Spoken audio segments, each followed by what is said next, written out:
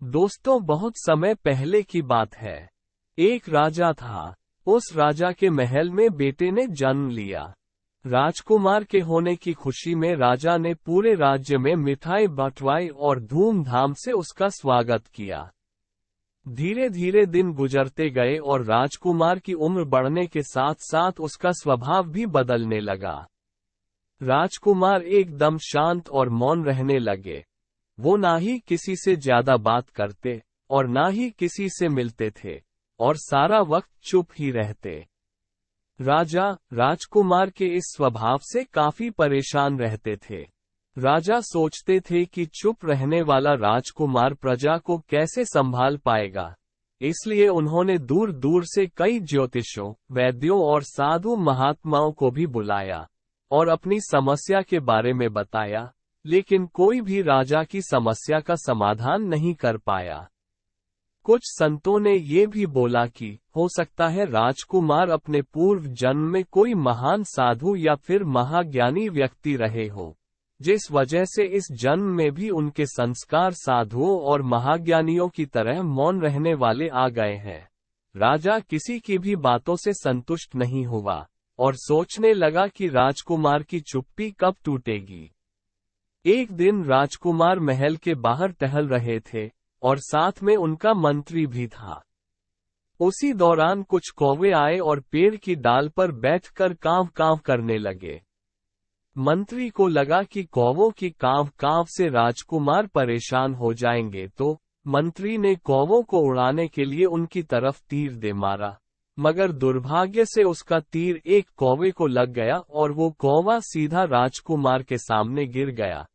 कौवे को देखकर राजकुमार बहुत भावुक हो गए और कौवे की तरफ देखकर बोले, यदि तुम आज कुछ बोलते नहीं तो यूं मारे नहीं जाते। मंत्री ने जैसे ही ये सुना तो वो बहुत खुश हो गया और खुशी से चिल्लाता हुआ सीधा राजा के पास गया और उन्हें सब कुछ बता दिया। राजा भी खुश हो गया क्योंकि राजकुमार बोलने लगे थे और उसी खुशी में राजा ने उस मंत्री को बहुत सारे सोने के सिक्के दे दिए। उस घटना के बाद बहुत दिन बीत गए, लेकिन राजकुमार ने फिर से चुप्पी साध ली और वो फिर पहले जैसे ही मौन रहने लगे। राजा की चिंता दिन पर दिन बढ़ती जा रही थी। राजा को लगा कि मंत्री ने उससे झूठ बोला और उसने उस मंत्री को फांसी पर लटकाने की सजा दे दी। मौत की सजा सुनते ही वो मंत्री दौड़ता हुआ राजकुमार के कक्ष में गया और उनसे बोला, राजकुमार, उस दिन एक मरे हुए कौवे को देखकर तो आप बोले थे, लेकिन अब आप क्यों नहीं बोल रहे हैं? आपकी इस चुप्पी की वजह से आज मैं भी अपना जीवन खो दूंगा।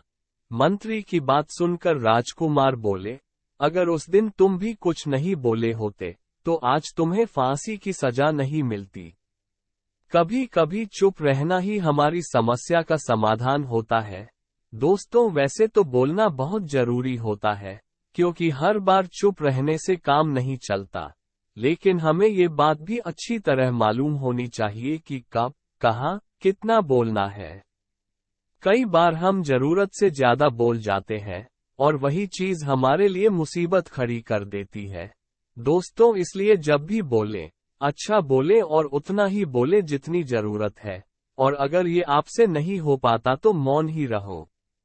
झूठ बोलना और बेमतलब की बातें करना मुसीबत को गले लगाने जैसा ही है।